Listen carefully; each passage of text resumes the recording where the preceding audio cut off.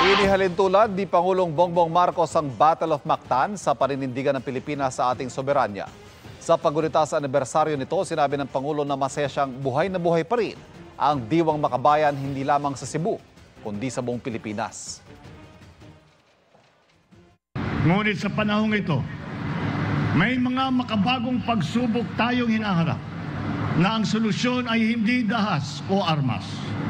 Nangangailangan ito ng ating katapangan, ng ating pagkilos at higit sa lahat ang ating pagkakaisa.